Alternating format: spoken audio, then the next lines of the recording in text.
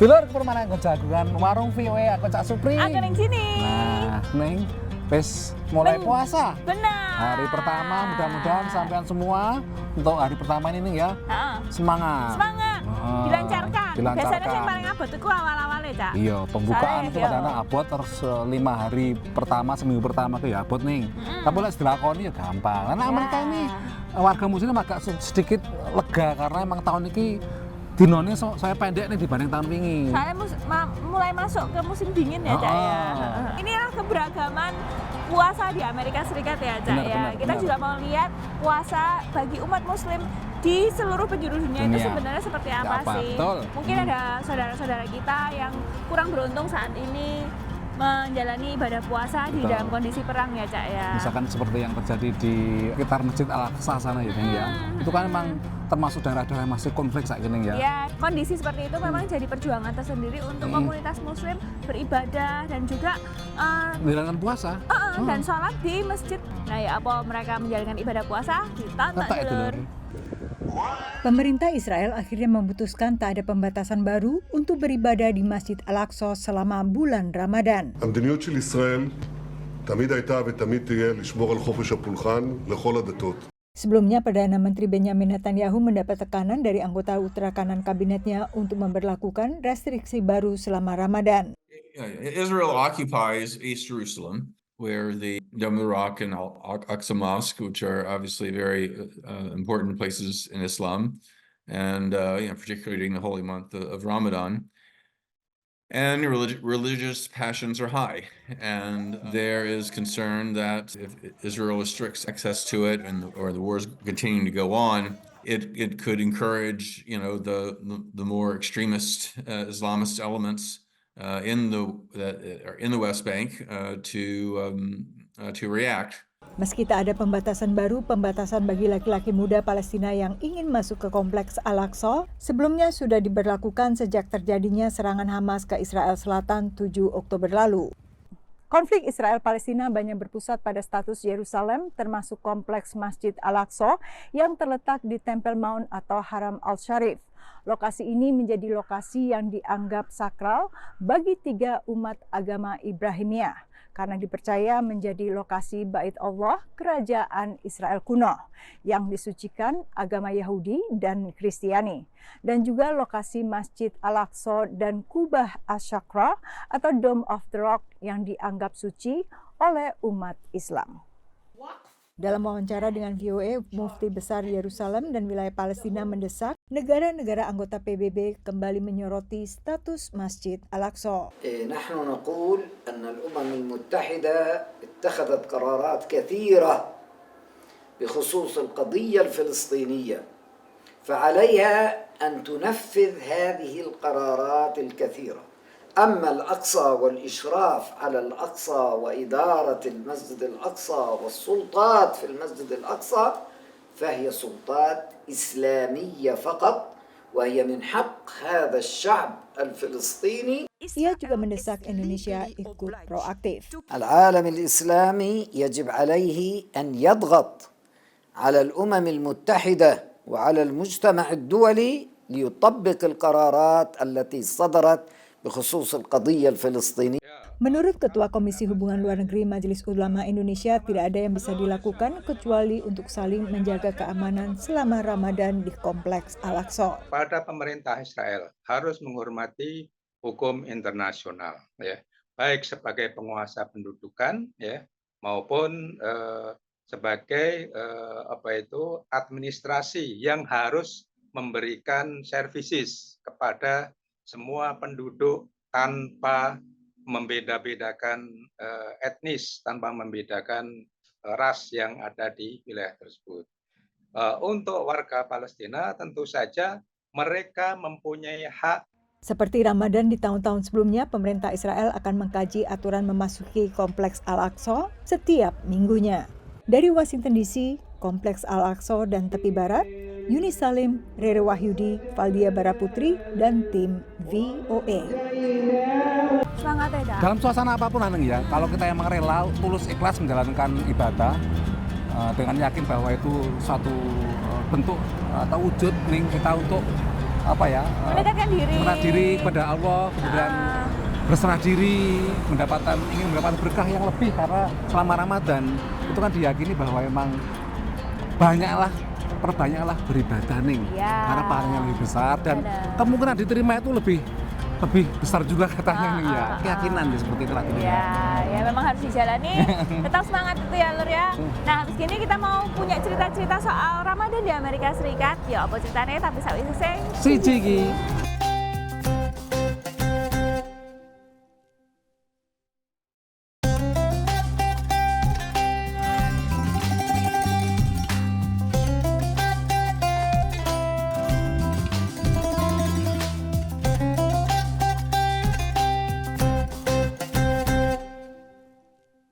Neng, ono suara es krim, poso-poso mikir es krim begini. Sabar ya. Iya, aku berusaha apa. Tapi telah memang puasa itu kadang-kadang jangan menghindari godaan. Kita harus hadapi godaan itu. Seperti itu. Karena Amerika godaannya ya kayak yang lawan ya memang umat Islam dulur minoritas kayak gini. Jadi suasana puasa ya nggak beda karena Indonesia. Nah, Indonesia kan memang sebagian toko-toko sing restoran ya ditutupi. Lah di sini mungkin banyak tantangannya.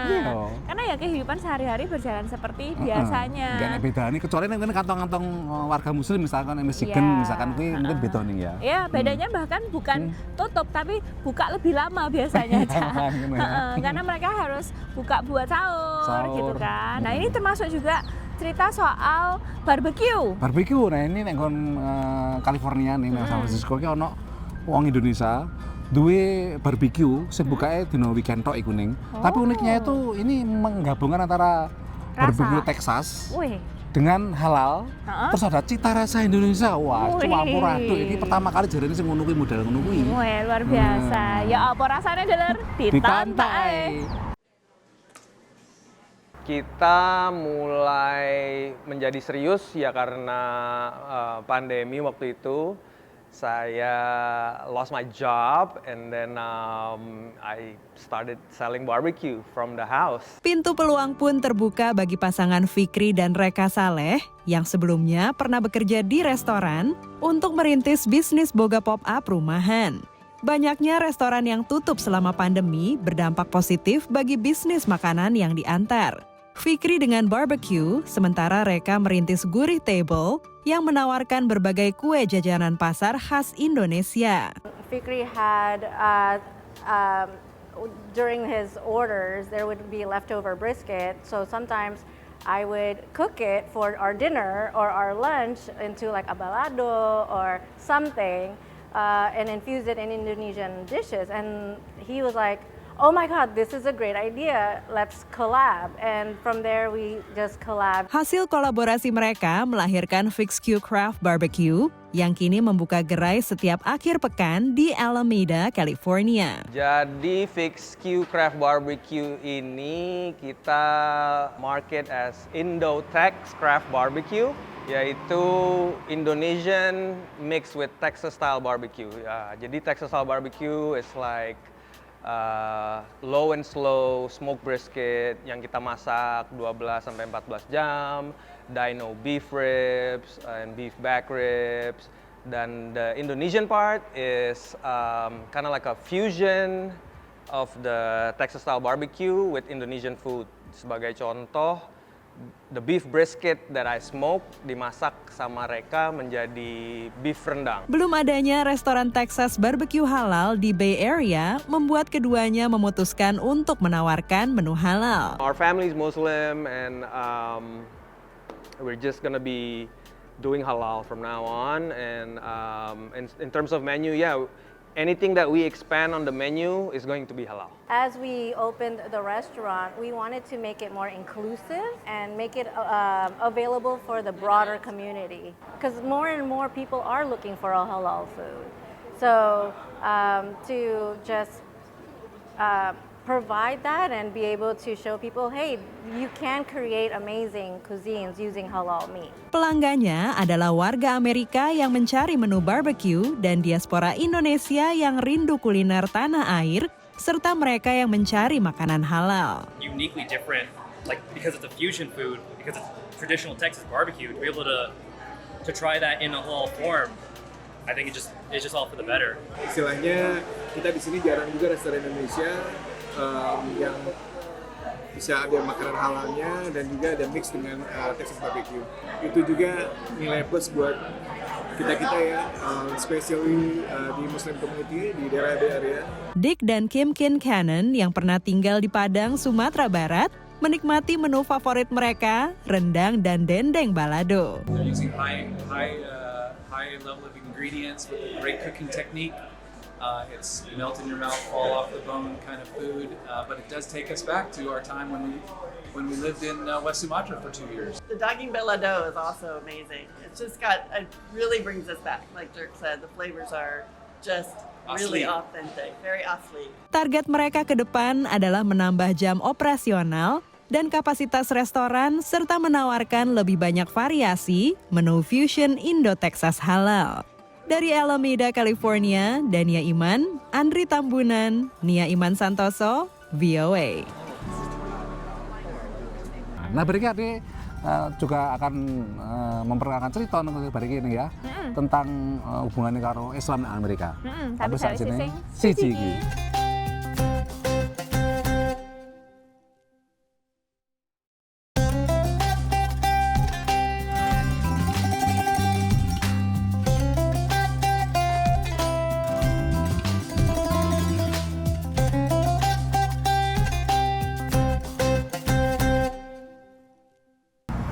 Loh, sampean kok ginjal-ginjal pentalitan? Nah, aku kan nggak puasa, Cak. Jadi aku menjalankan ibadah beramal lewat berlari. Aku berusaha tidak nanti berjanji. Selama puasa itu tetap aja menjalani aktivitas seperti biasa, olahraga. Ya mungkin dikurangi sithik, orang melayu sampai menggeh-menggeh ataupun mungkin mlaku tok. Lah mulai batal pengen ngombe pi sampean niku. Ditahan ora kuat malah semaput. Nah, selama bulan puasa itu emang iso tinggi saat yang tepat nih untuk beramal. Benar sekali. Nah, salah sini itu yo ada banyak macamnya ya, Cak. Macam-macam. Mulai dari misalnya sampean mau ngasih zakat ke rumah yatim piatu, panti asuhan, panti jompo yang dekat dengan sampean, atau misalnya di Amerika Serikat ini juga ada orang yang punya hubungan dengan Indonesia dan mereka itu memberikan sumbangan kepada panti asuhan di Indonesia. Yatim piatu. Padahal nggalang dananya di Amerika. Di Amerika nanggon San Jose ini, Ning. Nah, ini tujuan mulia. Sampean penasaran? Ditonton. Last time we won the challenge and then we got the money and then we donate that money. So I think it's really important. Rina Morsi, diaspora Indonesia di Severna Park, Maryland, memang selalu terpacu untuk memenangkan lomba jalan atau walkathon yang diadakan Give Light Foundation, organisasi nirlaba di San Jose, California. Pelari maraton yang sudah 3 kali mengikuti lomba tahunan ini bergabung dengan 4 para pelari Indonesia lain dari negara bagian Texas dan California. Idenya sangat bagus sekali ya, selain untuk kesehatan juga untuk berbagi untuk kebaikan. It's like motivate people to go out there and just walk. You don't have to run, just being active. Give Light Foundation, penyelenggara acara ini, mengelola panti asuhan di 14 negara termasuk Indonesia. Global Walk bertujuan mengumpulkan dana bagi anak-anak yatim piatu penghuni panti-panti asuhan tersebut. Sebelum pandemi, event ini diadakan secara in-person atau langsung, diikuti sekitar 500 peserta. But because of COVID, the whole world changed and we had to adapt, right? So the idea is to create excitement and engagement where people can just walk or run, and we have actually participants from all over the world. So that's the idea, to just bring people together for something healthy and meaningful. Ini adalah tahun keempat Give Light Global Walk diadakan secara virtual atau daring, diikuti 52 tim yang terdiri dari 5 anggota. Selain dari AS, pesertanya juga berasal dari berbagai negara, termasuk dari panti asuhan yang dikelola Give Light Foundation. Setiap hari selama seminggu, peserta berlari atau berjalan sejauh mungkin hingga tenggat waktu, yaitu tengah malam, di mana setiap tim harus melaporkan total jaraknya. Mereka berusaha mengumpulkan jarak tempuh dengan berbagai cara, seperti berjalan di dalam mall atau treadmill apabila cuaca tak memungkinkan. Dian Alian, pendiri Give Light Foundation yang rutin berjalan sejauh 10 km setiap hari, mendorong dirinya untuk mencapai 110 km selama 7 hari. And then it's amazing what you can actually do once you sort of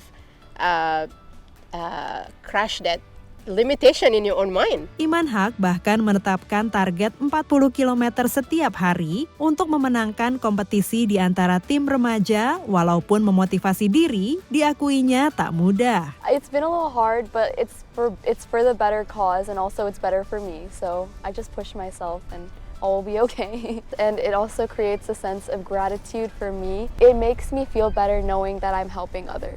Hal senada juga disampaikan Dina Ali yang mencoba berjalan 8 hingga 16 km setiap hari. And having this walkathon is a reminder that we are trying to help people around the world, orphans specifically, who often go without. And having these homes is a way for us to give them as much as we can. Global Walk membuka kesempatan bagi perusahaan atau individual yang ingin memberi donasi, mendukung kelompok yang berkompetisi. Tahun lalu, para peserta berjalan sejauh 15.000 km dan berhasil mengumpulkan dana sebesar $16.000 atau sekitar 250 juta rupiah. When we share our blessings, honestly, that blessing will magnify. Dari San Jose, California, dan Severna Park, Maryland, tim VOA. Kadang-kadang untuk nyumbang nih, itu dihibur sih, dikasih seneng. Insentif. Ono acara itu, tapi mulia loh, Cak. Bener, apalagi dilakukan dalam bulan Ramadan dulu. Ya. Berarti ending kok ono salam-salam tentang Ramadan saka Amerika dulu, tapi saya sing siji.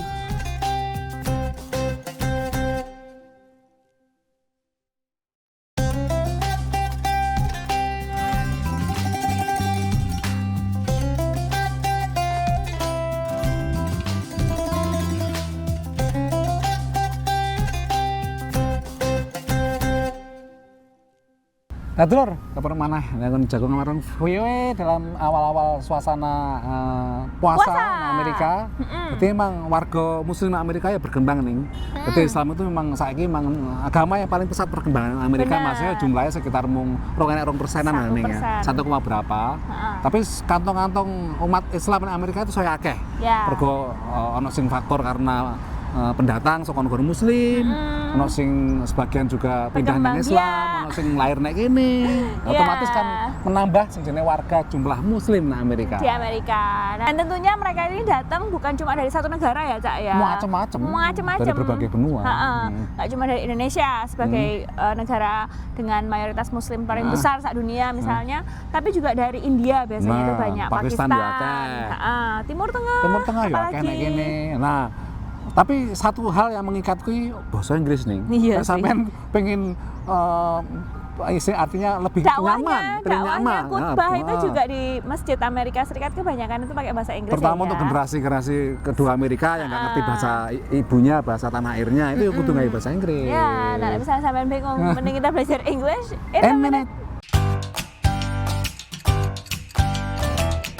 Welcome to English in a Minute. To shine means to be very bright. But what happens if you get a shiner? Whoa, Dan, what happened to your face? I got hit with the ball during last night's softball game. Turns out the balls are not all that soft. Well, that's quite a shiner. Hey, maybe next time catch the ball with your glove and not your face.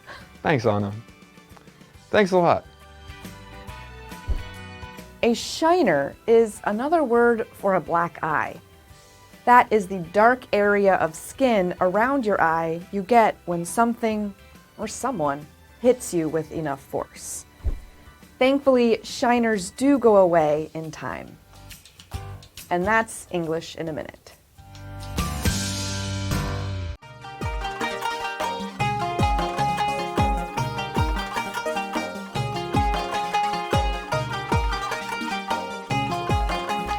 Assalamualaikum warahmatullahi wabarakatuh.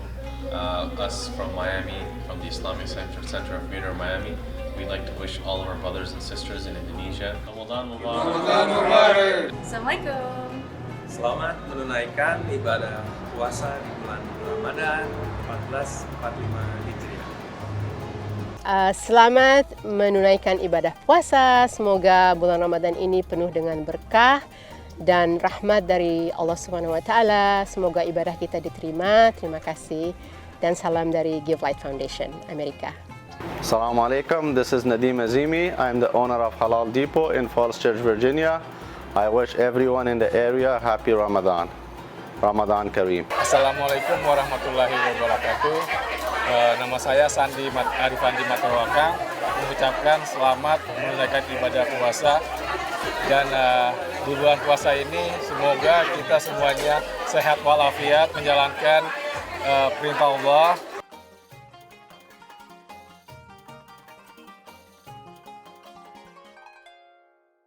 Memang ya Ning ya, meskipun puasa Amerika ini kadang-kadang godaan akeh ini, tapi merasa seneng like misalkan pas sahur wah berhasil, terus merasa ya, dari tanah air itu kok ya tetap puasa kayak zaman waktu di Indonesia. Jadi ada perasaan yang campur aduk seneng. Nostalgia juga, terus merasa aku masih tetap puasa loh nek masa Amerika. Ya, ada perasaan kebanggaan tersendiri lah nih. Ya, memang biasanya itu kalau aku sendiri kan emang nggak menjalankan puasa ya. Tapi kalau misalnya dilihat-lihat teman-teman yang menjalankan ibadah puasa di sini itu satu tanpa beban, karena bukan disuruh sama orang, karena ada kemauannya sendiri ya, Cak ya. Nggak ada pressure dari masyarakat sekitarnya juga. Misalnya sampai nggak puasa ya nggak masalah ngurus. sih. Ya.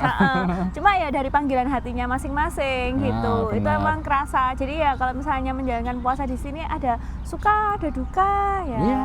Yang mana yang dijalani lah. Ya begitulah gitu ya. Jadinya ya itu apa namanya ya, bagian dari kewajiban yang memang sebaiknya dijalankan secara ikhlas. Selama sebulan ini nanti Warung VOA akan membawakan cerita-cerita Ramadan baik dari Amerika Serikat maupun dari penjuru dunia ya Cak ya. Ada banyak cerita, ada juga banyak kisah-kisah diaspora Indonesia yang tinggal di Amerika misalnya, dan juga diaspora Islam atau Muslim yang lainnya yang memang bermacam-macam jenisnya gini. Nah, misalnya sampean dua pertanyaan atau punya saran pengen tahu cerita apa soal Amerika, langsung dikirim ke email warung@voanews.com. Untuk nenggon media sosial, YouTube, Facebook, Twitter, kata kuncinya VOA Indonesia. Nah, teko sing disi aku Cak Supri. Aku neng sini neng buri kamera ono Cak Rifan, Nyun pamit dulur.